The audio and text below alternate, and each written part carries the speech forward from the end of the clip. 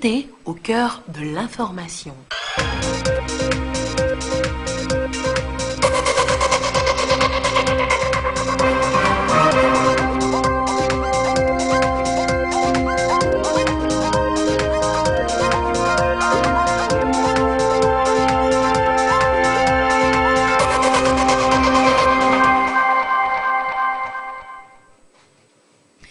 Il est l'heure du journal sur la télévision togolaise, dont voici les titres. Renouvellement de la signature d'accord d'établissement de siège de l'Organisation internationale de la francophonie au Togo ce jeudi. Une signature renouvelée qui renforce une fois encore la coopération entre l'organisation internationale et notre pays, le Togo, à découvrir dans cette édition. Et puis, un an après le lancement du projet de développement rural de la plaine de Djagblé par le chef de l'État-fort Eswazimna Nyazingbe, les ministres de l'Agriculture et de l'Hydraulique villageoise sont allés aujourd'hui voir l'étape d'avancement des travaux. Où en sont-ils justement? Vous le saurez dans cette édition. Voilà donc pour les titres. Madame, Monsieur, bonsoir.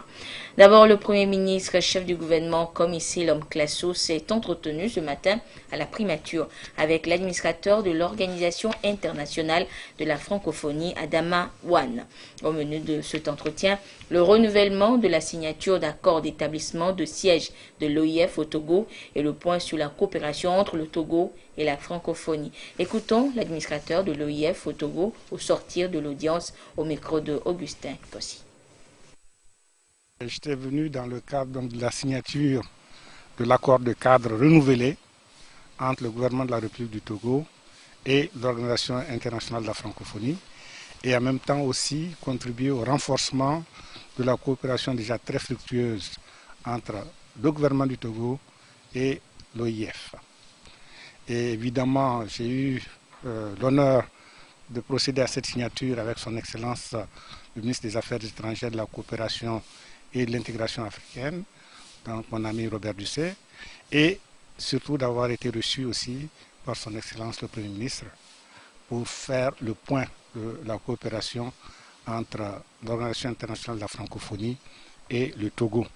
Et aussi transmettre les salutations, les remerciements et l'engagement de la nouvelle secrétaire générale de la francophonie, Mme Louise Mushikiwabo, aux autorités togolaises auxquelles elle adresse ses remerciements et ses sentiments les plus chaleureux. Vous n'êtes pas sans ignorer que le bureau de Lomé est un des premiers bureaux régionaux de la francophonie à travers le monde. C'est aussi avec les développements, avec les promotions, la diversification des activités, c'est devenu aussi un bureau très dynamique auquel l'OIF prête toujours une attention très soutenue et particulière. Et je voudrais profiter de ce moment pour féliciter et remercier donc le directeur Eric Adja et toute son équipe. Et nous reviendrons dans le courant de cette édition sur ce renouvellement de signature d'accord de siège entre l'OIF et le Togo. Et la représentante résidente de la Banque mondiale au Togo, Hawa Sissé, a été, elle, reçue en audience ce matin au siège de l'Assemblée nationale du Togo avec la présidente du Parlement, Yawa Djibori Tigan. Elles ont ensemble abordé la nouvelle stratégie de la Banque mondiale au Togo et le rôle qui revient à la représentation nationale. Madame Sissi a profité pour présenter ses félicitations à Madame Tigan pour son élection à la tête du Parlement togolais. Elle s'est confiée à la presse au sortir de l'entretien au micro de Augustin Kossi. Tout d'abord, ça a été une occasion pour moi de présenter nos sincères félicitations à la présidente du Parlement pour son élection à ce niveau élevé du Parlement. C'est la première fois qu'une femme est nommée à la tête du Parlement au Togo. C'est vraiment un plaisir pour toutes les femmes africaines et les femmes qui œuvrent pour le développement du pays. L'objectif de la réunion, c'était de discuter avec Madame la présidente du Parlement des développements socio-économiques du pays Et on en a profité aussi pour parler un peu de la stratégie du groupe de la Banque mondiale au Togo. Notre stratégie a été développée en 2017 autour de 3 axes. Le premier étant la promotion du secteur privé avec la création d'emplois décents. Le second est plus en relation avec la fourniture de services de base inclusifs. Et le troisième est en relation avec la durabilité et la préservation de l'environnement. Et dans ce cadre-là, il y a un thème transversal qui est la gouvernance. Et concernant la gouvernance, on a pu discuter avec Madame la Présidente de l'Assemblée de tout ce qui concerne l'engagement citoyen, ainsi que le renforcement des capacités institutionnelles. Avec l'engagement citoyen, on pourra renforcer la fourniture des services publics de base aux citoyens et prendre en compte les préoccupations de ces citoyens-là dans les projets que nous développons. Et nous avons convenu de continuer à travailler ensemble sur ces questions-là afin que tous les projets de la Banque mondiale au Togo soient toujours bénéfiques aux populations en prenant en compte les populations, surtout les communautés les plus démunies. Et on en vient donc à cette signature d'accord révisé entre le gouvernement togolais et l'Organisation internationale de la francophonie, OIF, ce matin. Cet accord est relatif à l'établissement du bureau régional pour l'Afrique de l'Ouest de l'OIF dans notre pays. Il est signé côté togolais par le ministre des Affaires étrangères, Robert Doucet, et du côté de l'OIF par l'administrateur de l'OIF, Adama Wan. Le compte-rendu de cette cérémonie avec Ulrich Amega et Chazna Baga.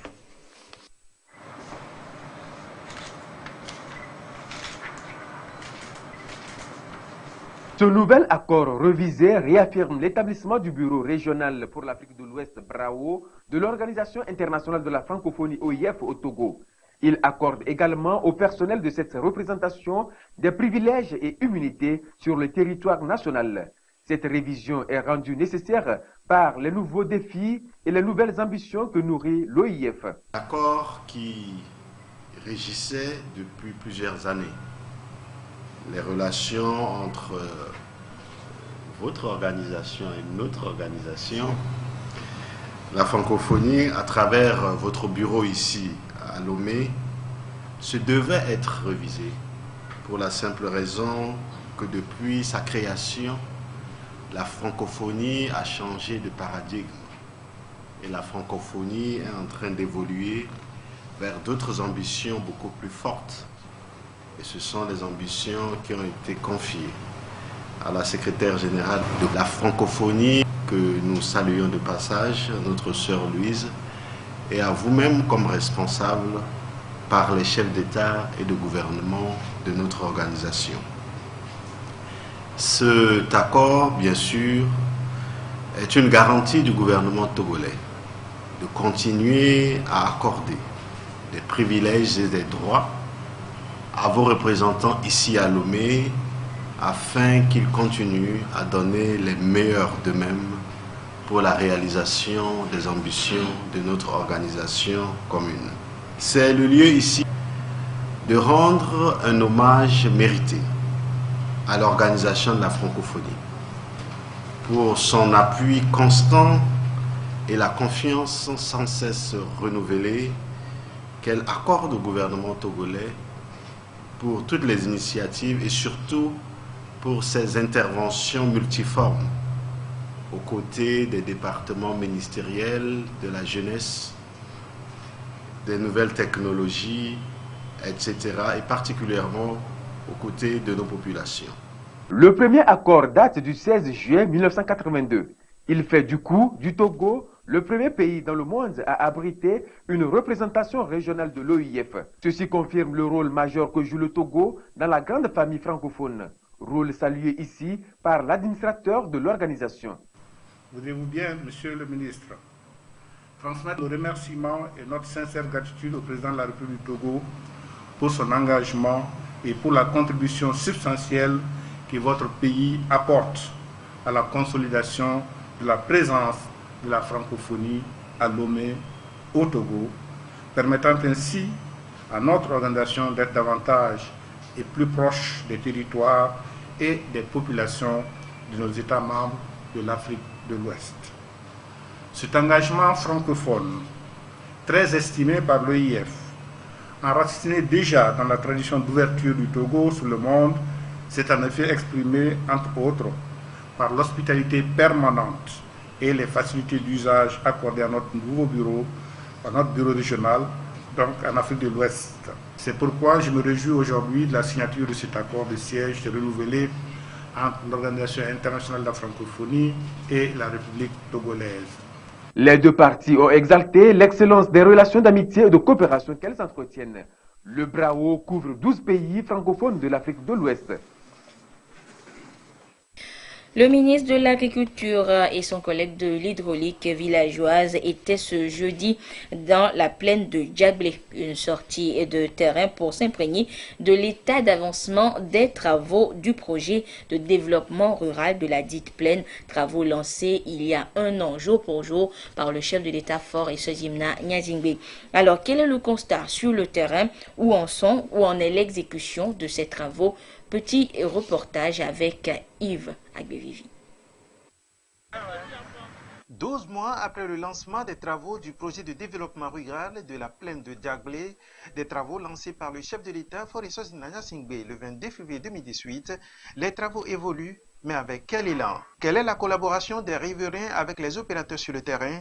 Les ministres de l'Agriculture, de la production animale et halieutique, Noël Koutera Bataka, et son collègue en charge de l'eau, de l'équipement rural et de l'hydraulique villageoise, Bouraïma Kamfitine Thierry Issa, étaient sur le terrain. Ils ont visité les différents sites d'exécution du projet, évalués à 9 milliards 600 millions de francs CFA. Sur le terrain, les ministres ont exprimé leur satisfaction par rapport aux avancées enregistrées.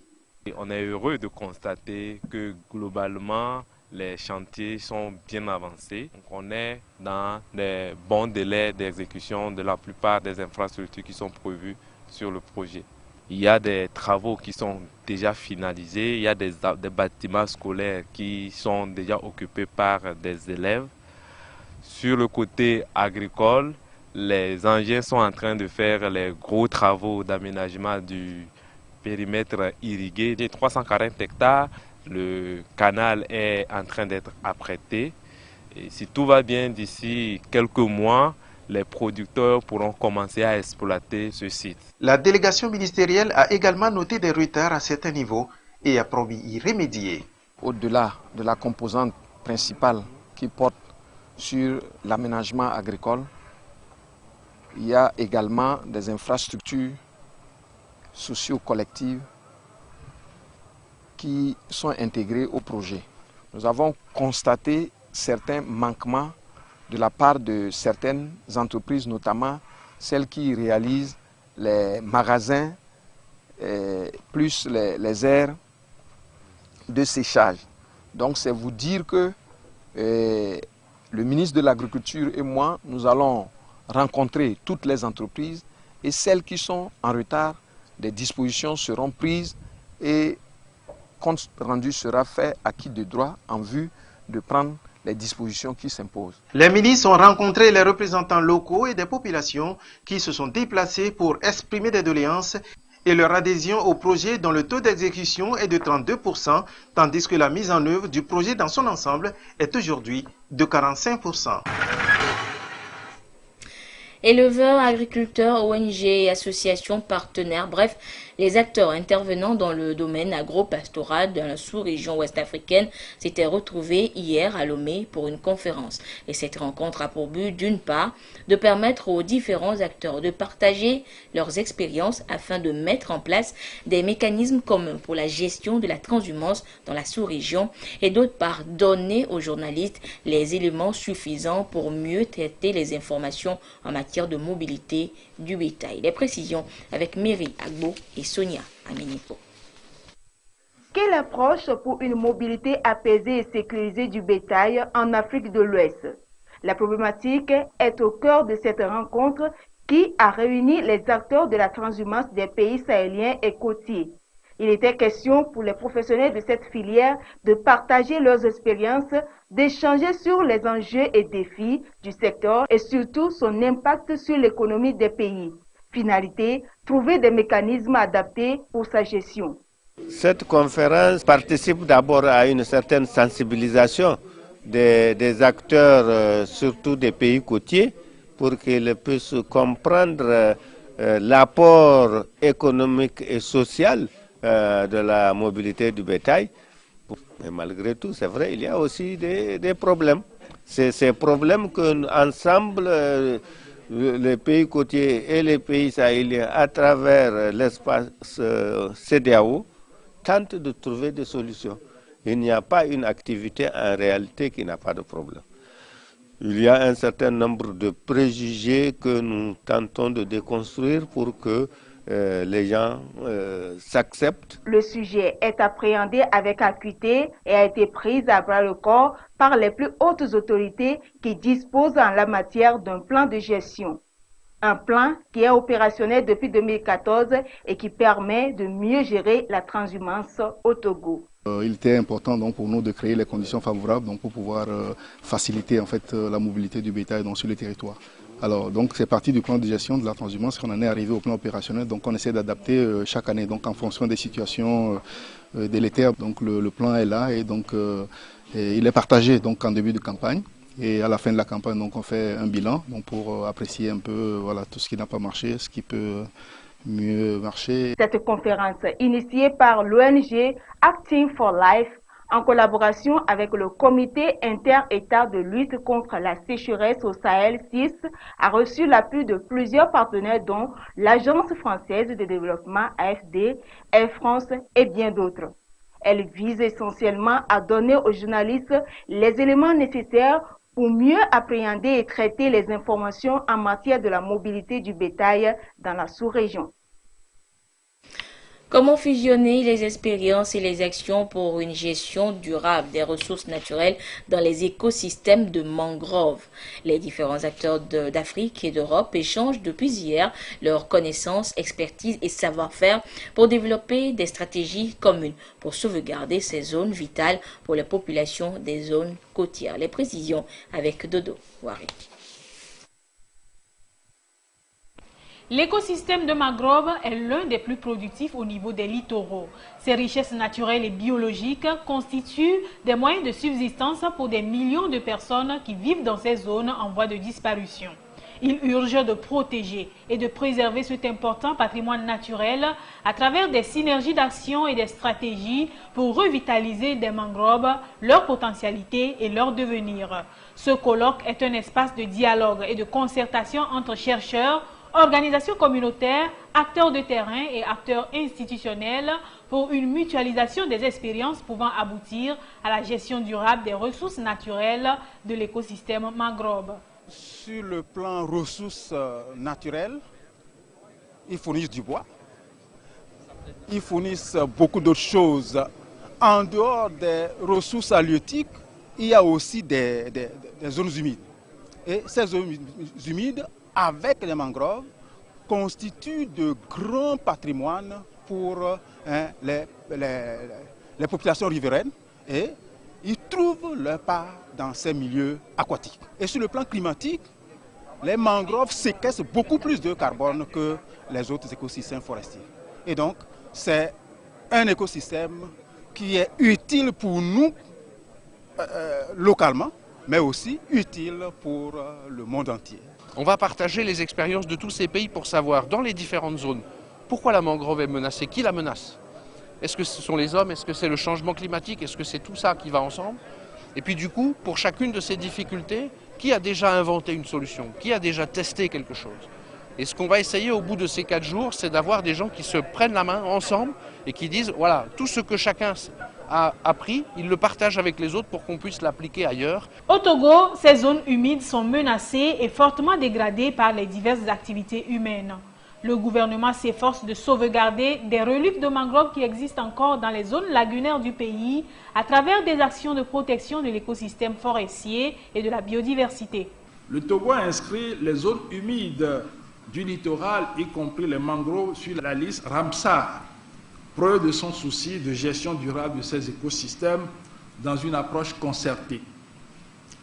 La même approche fonde la participation du pays au projet d'investissement de la résilience des zones côtières en Afrique de l'Ouest, Ouaka RESIP, lancé le 30 novembre 2018 dans le cadre du programme régional de gestion du littoral ouest africain. Les actions envisagées dans le cadre de ce projet visent donc à stabiliser l'érosion côtière en protégeant les berges du chenal Baga par la restauration des poches de mangroves et l'arrière-plan de cette végétation.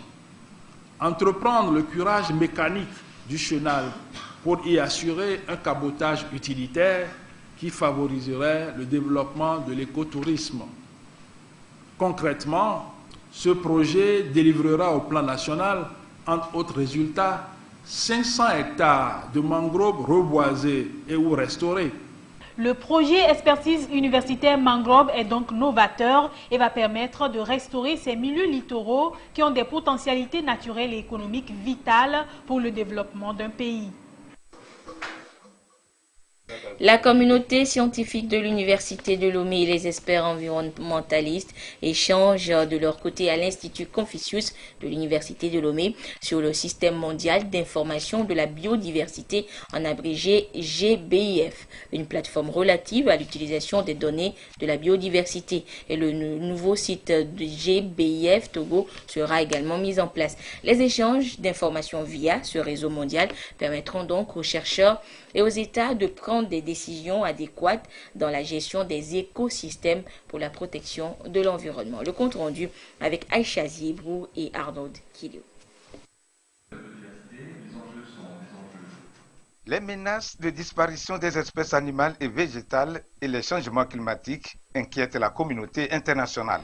Les chercheurs scientifiques étudient les possibilités de modéliser la distribution des espèces végétales à partir des données de terrain disponibles sur la plateforme JBF, Système mondial d'information. Donc on a un potentiel énorme d'information sur une biodiversité qui ici est très importante, et ce potentiel, on a besoin d'entités comme le GBIF Togo pour la rendre accessible. Donc voilà pourquoi le gbif.org fait des sessions de sensibilisation et de formation ici. Si on veut protéger la nature, on peut le faire par des mesures d'accès, par exemple, par des entreprises minières à certains sites. On veut atténuer l'impact de ces mines sur ces sites, et pour faire ça, il faut savoir quelles sont les espèces qui sont en présence, quels sont les écosystèmes qui risquent d'être impactés, et éventuellement comment l'entreprise minière peut compenser ailleurs sur le même genre d'écosystème en créant une aire protégée. Le Togo est devenu membre de JBF depuis 2009 avec un point focal basé à la faculté des sciences de l'Université de Lomé. Cette rencontre avec les acteurs de la biodiversité vise donc à accroître la disponibilité et l'utilisation des informations pour la recherche et la prise de décision au Togo. Ce que nous faisons, c'est de recueillir les informations que nous avons au niveau de notre pays et de pouvoir les rendre disponibles à la communauté scientifique, mais également à la communauté des décideurs. Sur le plan mondial, il y a plus d'1 milliard de données qui sont disponibles et qui sont disponibles gratuitement. Mais qu'est-ce que nous, scientifiques, nous faisons de ces données-là? Comment utilisons-nous ces données-là? Comment est-ce que nous mettons à profit ces données-là? Le point focal fait la promotion des pratiques de gestion des données et encourage la communauté des détenteurs de connaissances sur la biodiversité à mettre en commun leurs expertises. Une gestion collaborative des données permettra de relever les défis liés à la protection de l'environnement. La nouvelle société cotonnière du Togo connaît une crise liée à la gouvernance et les cotonculteurs s'en inquiètent. Et pour cela, une délégation de la Fédération nationale des groupements de producteurs de coton est en tournée pour apporter de la lumière à ce sujet. Et elle a déjà parcouru la région de Kara, la correspondance de Nestor Mozo. Des malversations ont été constatées dans la gestion financière de la NSCT, nouvelle société cotonnière du Togo. Cette situation a des impacts négatifs sur le fonctionnement des usines. La Fédération nationale des groupements de producteurs de coton, FNGPC, qui détient 40% du capital de la NSCT, a décidé alors de mener une tournée d'explication à la base en vue de rassurer les cotonculteurs sur les dispositions prises pour juguler cette crise et continuer par maintenir le cap des 200 000 tonnes de coton graines à atteindre en 2022, objectif fixé par la vision stratégique de la NSCT en 2013. C'est le premier point de la tournée de la FNGPC. Le ministre de l'Agriculture été dépêché par le gouvernement et il est venu nous entretenir à Atapamé. Et étant donné qu'à Atapamé, c'était un échantillon des producteurs qui étaient là, il était de bon ton que nous, en tant que représentants de la Fédération nationale, accompagnés de tous les membres et de l'équipe technique, nous sillonnons tout le pays pour apaiser les producteurs et leur rassurer que tout ce qui est en train de se passer, ça serait passager et que le gouvernement a pris des mesures conservatoires pour permettre à la filière de continuer son fonctionnement. Le deuxième point concerne le renouvellement des membres. En 2013, la FNGPC a fait une mutation en société coopérative. Et comme la société coopérative exige le renouvellement des membres et étant donné que les différents bureaux sont arrivés au terme de leur deuxième mandat autorisé, le déclenchement de la procédure de renouvellement s'impose. Comment ce renouvellement se fera? Les discussions ont tourné là-dessus. Le calendrier fait obligation à toutes les fêtières de tenir leur assemblée générale élective avant le 30 juin 2019. Ce sont les conseils d'administration et les conseils de surveillance de 27 unions préfectorales, de 5 unions régionales et de la FNGPC qui doivent être renouvelés. La Société de cardiologie du Togo, en abrégé SOCAR, tient depuis hier à Lomé son deuxième congrès international. Le thème retenu pour cette rencontre scientifique de cardiologie est syndrome métabolique et maladies cardiovasculaires. Quelles solutions pour l'Afrique? Les travaux qui vont durer 3 jours vont permettre aux experts cardiologues de faire l'état des lieux de cette affection, partager les expériences et les résultats des recherches afin de mettre au point de nouvelles stratégies de lutte et de traitement. Les précisions avec Chazana Bakar. Ce deuxième congrès scientifique international de la Société de cardiologie du Togo a identifié le bouchon artériel, encore appelé athérosclérose, comme ennemi public numéro 1. Cette maladie est si redoutable qu'elle tue chaque année 17,5 millions de personnes dans le monde, selon l'Organisation mondiale de la santé. Loin donc derrière les autres pathologies, avec à elle seule 31% des cas de mortalité. La première cause et de loin la plus importante est le syndrome métabolique. Il s'agit d'une association vicieuse d'un ensemble de signes physiologiques liés à l'obésité, le diabète, le mauvais cholestérol et l'hypertension artérielle. Au Togo, de récentes études dans la population révèlent que 30% des adultes souffrent d'hypertension artérielle, 7,3% du diabète et 15% d'obésité. La menace est donc réelle et appelle à des mesures urgentes et efficientes, d'où la problématique de ces assises, syndrome métabolique et maladies cardiovasculaires. Quelle solution pour l'Afrique? C'est fréquent et c'est grave. Il faut qu'on en parle. D'abord entre nous, en tant que scientifiques, qu'on se penche pour voir quelles sont les stratégies à mettre en place pour lutter contre ce phénomène qui décime nos populations. Aujourd'hui, ça tue plus que les maladies transmissibles chez l'adulte, je parle de l'adulte. Et donc, il faut faire quelque chose pour inverser la tendance. Un des grands facteurs aggravants du syndrome métabolique est l'ignorance des populations. À tort, celles-ci considèrent le mal comme un signe d'aisance et de réussite.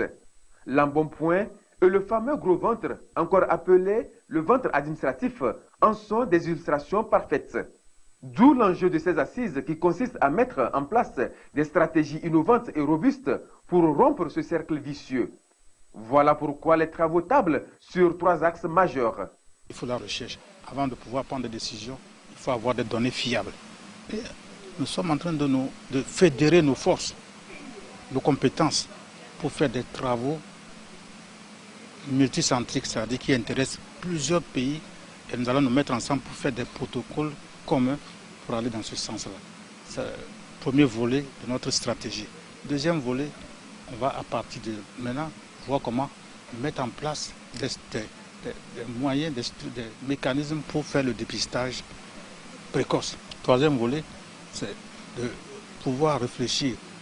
Dans nos pays, il y a des programmes nationaux de lutte contre les maladies cardiovasculaires. Donc c'est l'occasion de voir comment renforcer ces programmes-là pour que nous puissions aller jusqu'à l'intérieur des pays, dans les zones rurales. On ne doit pas seulement rester à la capitale pour parler à la capitale, alors que nos parents de l'intérieur sont aussi intéressés par le phénomène. Donc comment faire pour aller jusque-là? Dans cette démarche, la Société de cardiologie du Togo n'est pas seule. Elle se fait accompagner par des sociétés sœurs venues de la Côte d'Ivoire, par un scientifique des présentes assises du Bénin, du Niger, du Burkina Faso, du Sénégal, de la Guinée, du Congo et de la France.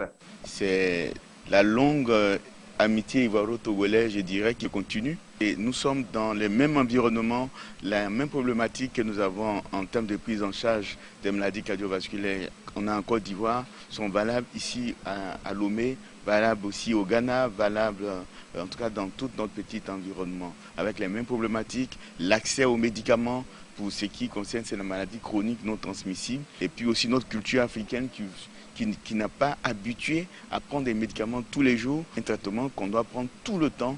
C'est un peu difficile pour nous les Africains. Nous aimons utiliser le vocable traitement pour la vie et non traitement à vie, parce que c'est des médications, si elles sont bien suivies, permettent en tout cas de vivre pendant longtemps sans avoir de complications. Bien, c'est un problème de santé publique majeur sur lesquels des mesures simples doivent être prises. On parle beaucoup de prévention dans les pays industrialisés et je crois qu'aujourd'hui en Afrique c'est un problème de santé publique majeur. Il faut que ces mesures soient aussi prises dans les pays en voie de développement. On voit bien que le mode de vie aujourd'hui entraîne des conséquences majeures avec une recrudescence des maladies cardiovasculaires. Et voilà, donc c'est vraiment une thématique qui est importante. La manière dont on s'alimente, l'activité physique, des éléments qui sont relativement simples et qui peuvent transformer la vie des gens. Dans le contexte de la mise en œuvre du plan national de développement sanitaire, les plus hautes autorités togolaises ambitionnent de réduire drastiquement le taux de prévalence de l'hypertension artérielle au Togo de 305% en 2016 à 105% d'ici à 2022. Le gouvernement attend donc beaucoup des recommandations de ces assises pour bâtir un système de santé fort et résilient pour le bien-être des populations. Le comité de gestion de redevances pour l'éclairage public a échangé du côté de Kara avec les préfets, les présidents de délégations spéciales et les secrétaires généraux des communes et préfectures de la région. Ce comité leur a présenté les difficultés rencontrées dans le paiement des factures d'électricité, de l'éclairage public et de la maintenance des installations et recueilli par la même occasion leurs avis. Les précisions depuis Kara de Nestor Mozon. Sur chaque facture d'électricité à usage domestique, il est perçu un franc CFA destiné à l'éclairage public. Pour chaque facture à titre industriel, la redevance est de 2 francs. Depuis 2011, un comité a été mis en place pour la gestion des fonds de cette redevance. Au fil des années, ce comité s'est rendu compte que les fonds collectés ne sont pas suffisants pour payer les factures de l'éclairage public, assurer l'extension de cet éclairage public et la maintenance des installations. C'est en vue de trouver des solutions à cette situation que le comité a entrepris de rencontrer les préfets, les présidents des délégations spéciales et les secrétaires généraux des communes et des préfectures. La tournée est à l'étape de la région de la Kara. Nous avons échangé sur les fonds, la gestion des fonds. Nous les avons présenté les chiffres. Nous nous sommes tous rendus compte qu'au fur et à mesure que le temps passe, il y a des difficultés qui sont en train de s'accumuler et pour lesquelles il faut apporter rapidement les solutions. Parmi ces difficultés se trouvent les impayés des consommations d'électricité que l'éclairage public consomme. Nous nous sommes rendus compte que chaque année, il n'y a pas moins de 1 milliard qui s'accumule comme impayé. Et si rien n'est fait, dans nos projections d'ici 2023, nous allons arriver à 12 milliards d'impayés et d'ici 10 ans à 50 milliards d'impayés. Ce qui va être très difficile pour que l'éclairage puisse continuer par nous servir. Nous sommes rendus compte que les responsables des localités sont déjà conscients du problème. Ils ont fait des propositions très importantes, très salutaires. Commencée par Dapan, la tournée va s'achever à Lomé. À l'issue de cette tournée, le comité de gestion de la redevance pour l'éclairage public va dresser un rapport. Ce rapport sera transmis au ministre en charge de l'énergie et à celui de l'administration territoriale pour qu'une décision soit prise afin que l'éclairage public continue par être assuré. Les cadres du parti Union pour la République de la préfecture de Tchamba étaient avec leur électorat pour échanger sur le déroulement du scrutin du 20 décembre dernier. Et c'était également une rencontre de remerciement des députés élus lors de ces législatives.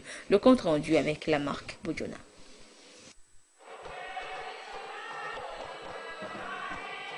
Rencontre de remerciement des députés du parti UNIR de la préfecture de Tchamba.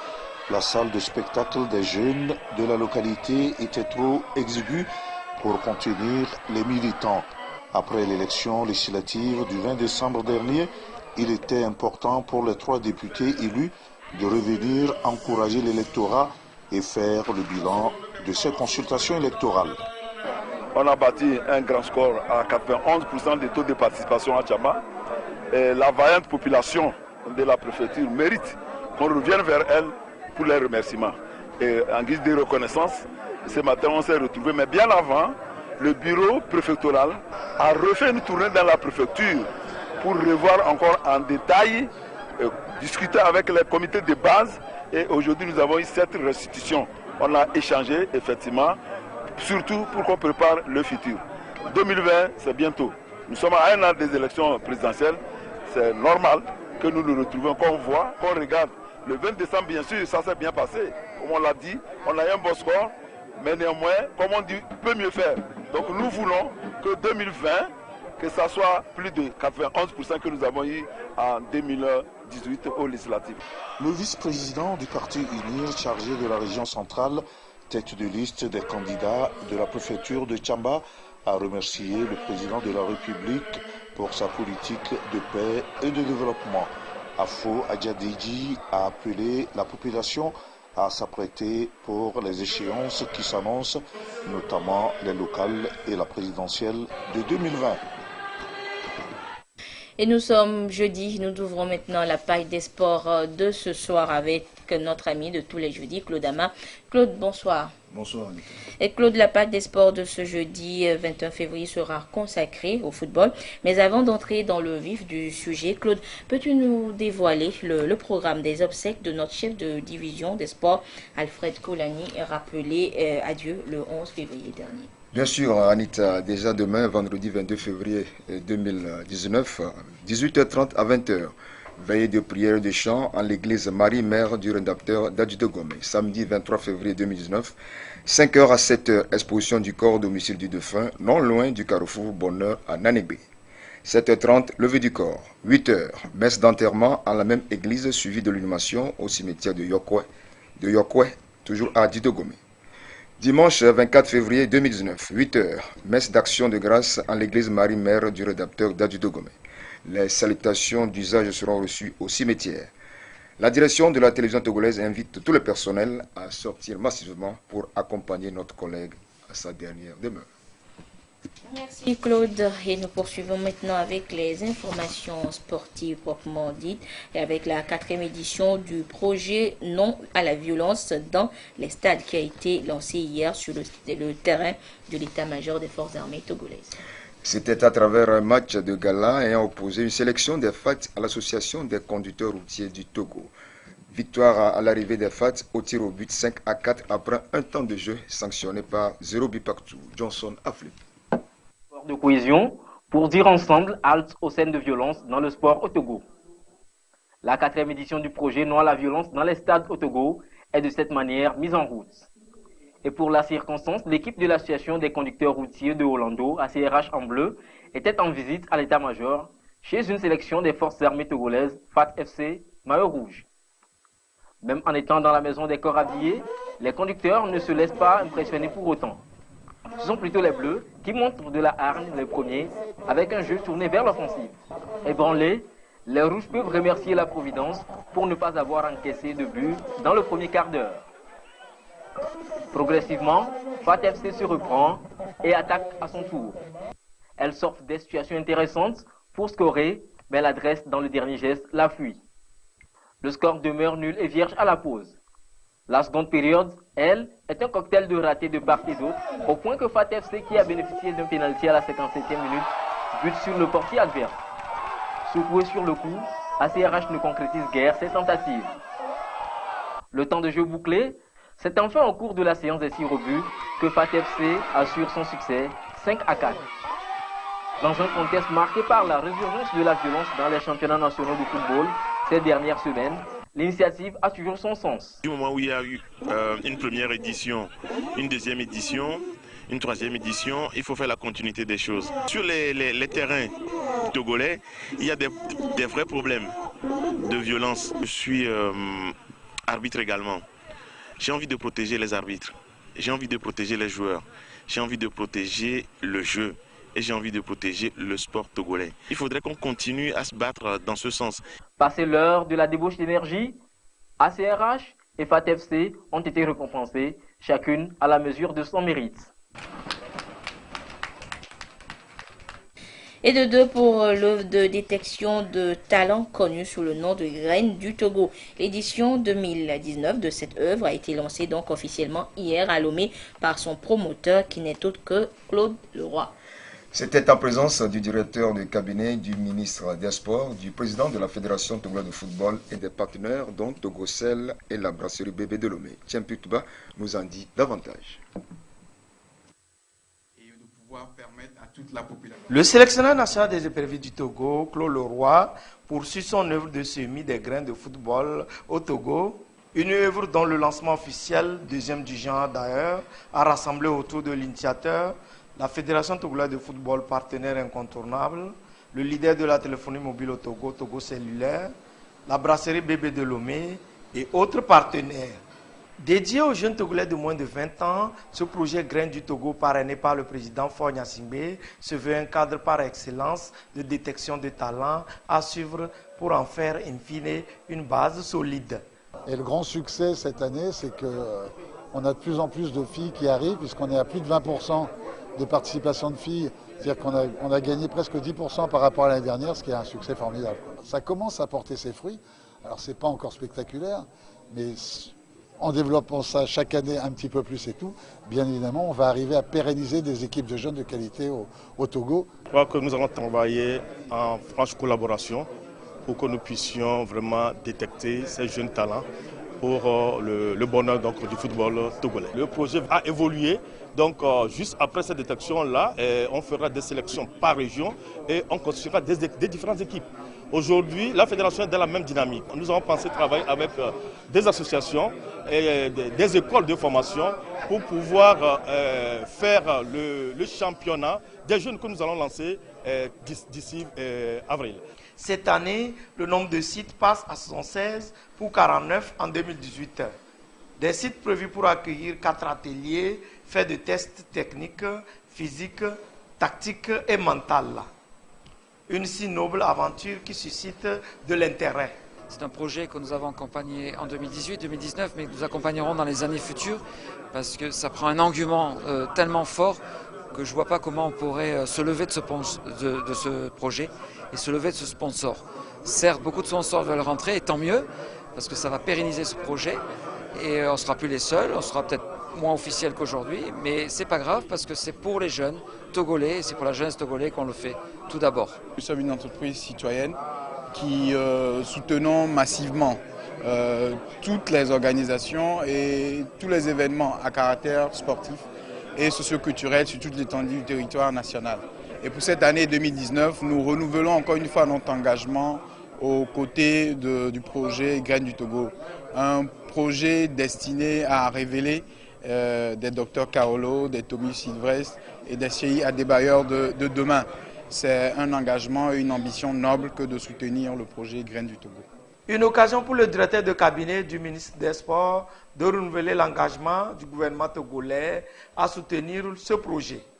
Graines du Togo 2019, qui a déjà démarré sur toute l'étendue du territoire national depuis janvier, va s'achever le 20 avril 2019 avec la finale au stade municipal de Lomé. Oui, Anita, c'est l'essentiel de la page des sports du jour. Samedi, Jean Kofi et Dédi retrouvera les amis télésportifs à travers Sport et Détente. Merci Claude et on se retrouve jeudi prochain. Merci de votre fidélité à la télévision togolaise. Ainsi se referme cette édition. Bonne suite de nos programmes. Au revoir.